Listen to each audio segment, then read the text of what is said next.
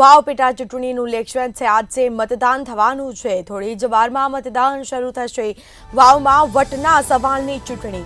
તો બનાસકાંઠાના વાવમાં ચૂંટણી છે. કોંગ્રેસ, ભાજપ અને અપક્ષ વચ્ચે કાંટે કી ટક્કર જોવા મળશે. ત્રણ ઉમેદવારોએ જીતનો પ્રચારનો દાવો કર્યો છે. બીજી તરફ જોરશોરથી પ્રચાર કર્યો. 3.10 લાખ જેટલા વાવ વિધાનસભામાં મતદારો છે. તમામ પ્રકારની વ્યવસ્થાઓ કરી દેવામાં આવી છે. બનાસકાંઠા વાવમાં વટના સવાલની ચૂંટણી અને તમામ પાર્ટીઓ દ્વારા એડી ચૂંટણીનું જોર લગાવી પ્રચાર પ્રસાર કરવામાં આવ્યો છે. તો આજે ચૂંટણી છે અને કોંગ્રેસ, ભાજપ અને અપક્ષ વચ્ચે કાંટે કી ટક્કર જોવા મળશે. તમામ પ્રકારની તૈયારીઓ કરવામાં આવી છે. ત્રણ ઉમેદવારોને જીતનો પ્રચારમાં દાવો કર્યો છે. 3.10 લાખ જેટલા વાવ વિધાનસભામાં મતદારો છે.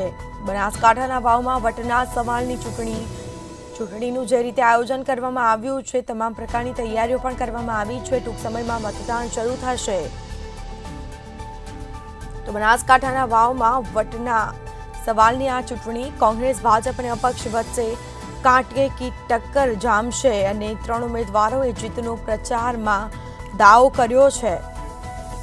એડી ચૂંટણીનું જોર લગાવી તમામ ઉમેદવારો દ્વારા પ્રચાર પ્રસાર કરવામાં આવ્યો. અપક્ષ, કોંગ્રેસ અને ભાજપ દ્વારા પ્રચાર કરવામાં આવ્યો હતો. વાવમાં વટના સવાલની આ ચૂંટણી છે અને થોડી જ વારમાં મતદાન શરૂ થશે.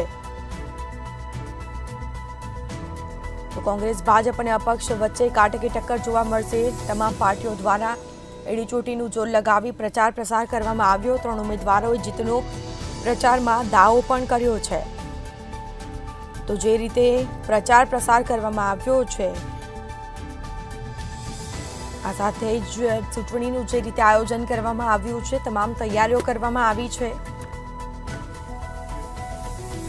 તો વાવમાં વટના સવાલની આ ચૂંટણી તમામ વિધાનસભાની બેઠક અને કોંગ્રેસ, ભાજપ, અપક્ષ વચ્ચે કાંટે કી ટક્કર જામશે. તમામ મતદારો મતદાન કરવા પહોંચશે. ચાપતો બંદોબસ્ત ગોઠવી દેવામાં આવ્યો છે. પોલીસ બંદોબસ્ત પણ ગોઠવવામાં આવ્યો છે. ત્રણ ઉમેદવારો પ્રચાર પ્રસાર કરી રહ્યા છે અને સાથે જ જીતનો દાવો પણ વ્યક્ત કર્યો. બનાસકાંઠાના વાવમાં વટના સવાલની ચૂંટણી. તો મતદાન શરૂ થશે ટૂંક સમયમાં. બનાસકાંઠાના વાવમાં વટના સવાલની ચૂંટણી.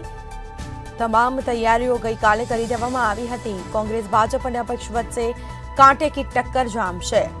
તો ત્રણ ઉમેદવારોએ જીતનો પ્રચારમાં દાવો પણ કર્યો છે.